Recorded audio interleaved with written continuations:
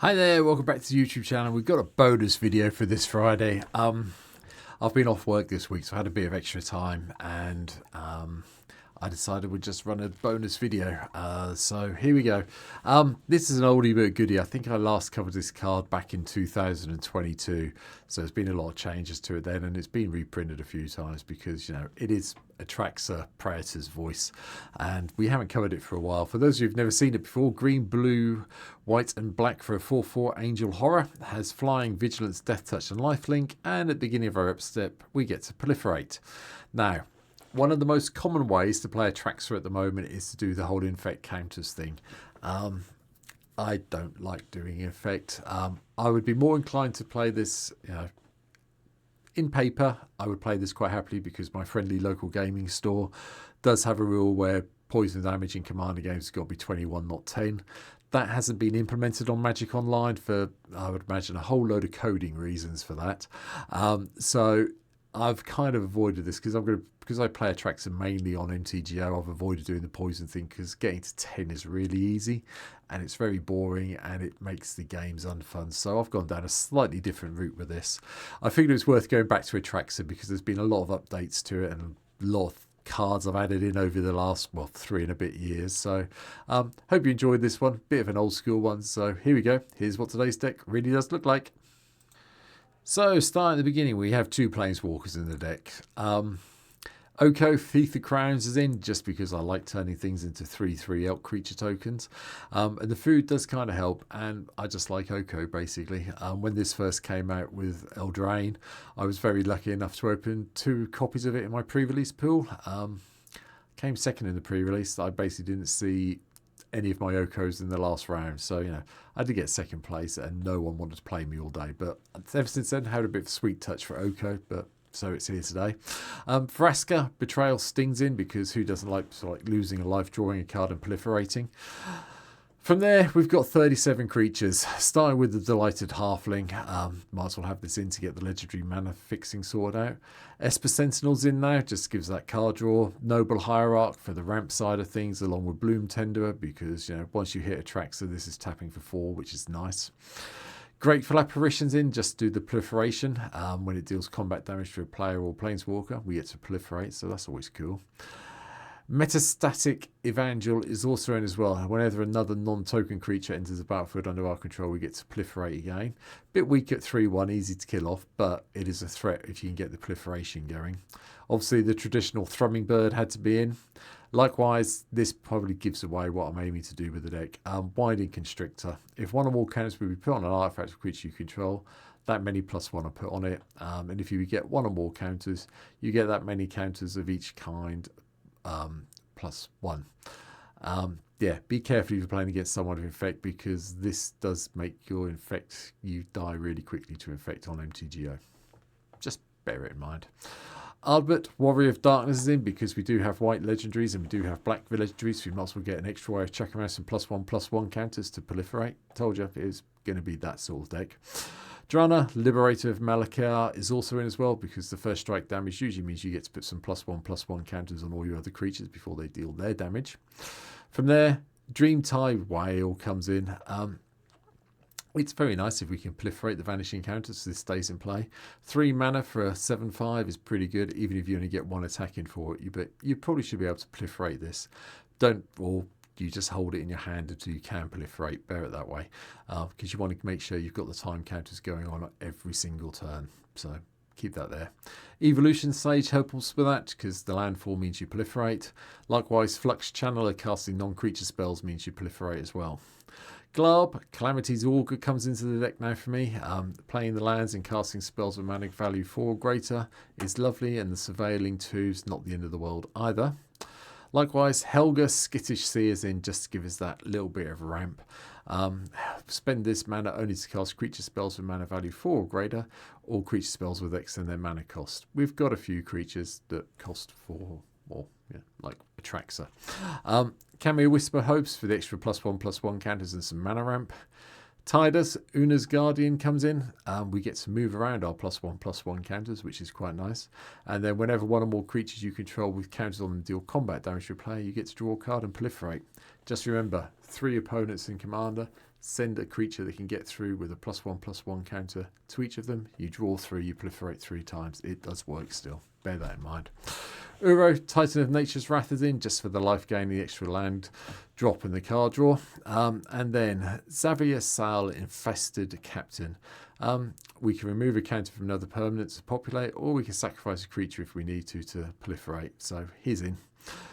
Azuri, Stalker of the Spheres is in as well. Enters the battlefield, you may pay 3 extra. If you do, you get to proliferate twice, so puts his mana cost up to 7. But whenever you proliferate, you draw a card. Yeah, like that plan, thank you. Fathom Mage, because we just like the evolving side of things, chucking around some +1/+1 counters, puts on some extra card draw for us. From there, Ixil, Sinian of Atraxa. This has got Toxic, so this does chuck around the Infect counters. It's the only card in the deck that does, but it was just too good not to have it in the deck, I think, because I do want to nick people's cards eventually. What I have tended to do, and I'll be honest about it, when I've had this in play, I've got my opponents onto 3 poison counters, then I've stopped proliferating them just to make sure I could get the card draw on the go. So there, you can do it that way, it'd be nice. Lenore, Autumn Sovereign comes in, card draw +1/+1 counters, thank you. Master Biomancer, make sure that everyone comes into play with a +1/+1 counter on it and it becomes a mutant, so that's a really nice one to have out in play when you're proliferating. Shalai, Voice of Plenty, protects all our planeswalkers and our creatures, and we get to spend 6 mana eventually, chuck around a whole load of +1/+1 counters. Sovereign Onyx Ahu also hits play.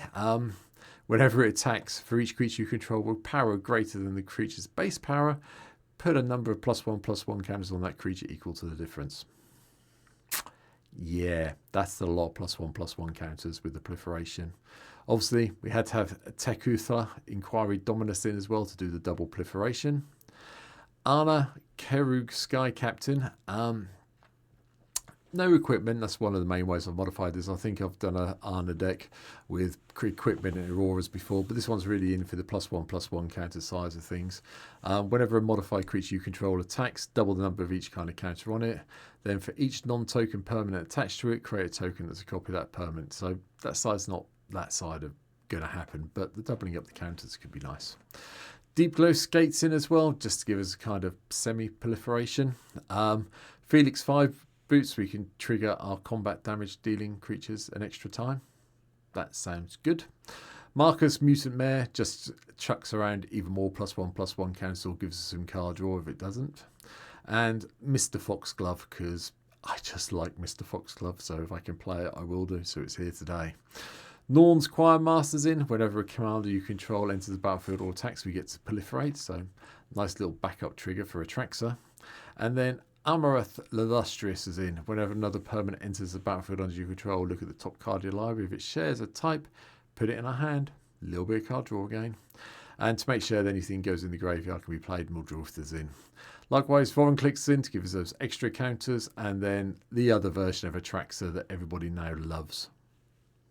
The Grand Unifier in. Reveal the top 10 cards of your library. Put a card of each type in your hand. Thank you. Sorceries, a ramp with Farseek, Nature's Law, Cultivate, and then a bit of control with Supreme Verdict. So, we can't stop the whole of the creatures being destroyed because it can't be countered. And then Tezzeret's Gambit, just a little bit of card draw and another way of proliferating. From there, we've got the instants, Path to Exile, Source to Plowshares, Assassin's Trophy. They're all in to take care of things. Heroic Intervention to protect us at the end of the day. Mana Drain for a little bit of counter control. And Broker's Confluence, because 5 mana proliferating 3 times isn't the end of the world. And since it is an instant and someone may cast Wrath or Farewell or Merciless Eviction, I think had played against me the other night, you just phase out the creatures. That's fine. Just keep the 5 mana up. Artifacts wise, well, the Alexa's in to shuffle everything back in when it goes pear-shaped. And then we have Soul Ring, Signet, Felwar Stone. Ozolith, the Shattered Spires in to have even more fun with +1/+1 counters. The Chromatic Lanterns in to make sure all our lands tap for whatever we need them to tap for.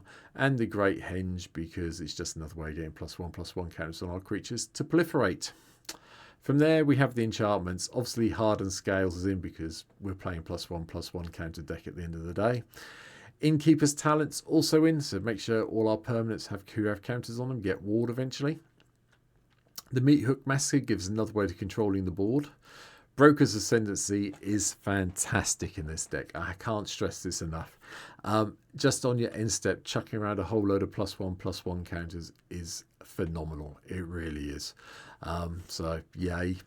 A couple of game changes, though. Rhystic Study for the card draw, Smothering Tide for the treasures, and then Inexorable Tide. So whenever we cast anything, we get to proliferate. Is really good fun. The lands, well, they're just all the lands you expect in the green, white, blue and black deck. The check lands are in, the shock lands are in. We've got Command Tower, Floodscape comes in, Deceptive Landscape comes in as well, just so we can go and find the basics. We've got the sack lands. They're all here basically. There's nothing here you wouldn't expect to see. Khan's Bastions in to help with the proliferation. And we just go down the list really.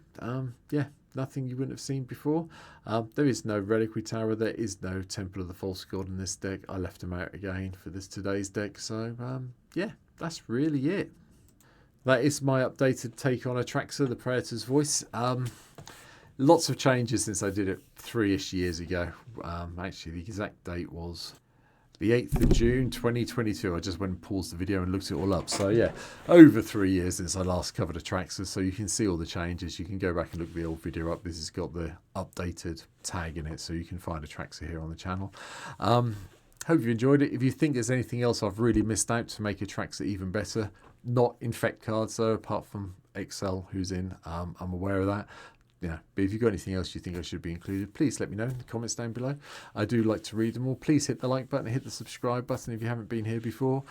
Hit the share button, hit the cheer button if you can. And yeah, normal service will resume next week with some more Avatar stuff on Monday. So for now, thanks for watching. Hope you enjoyed this week's videos, and I'll see you very soon. Have a good one.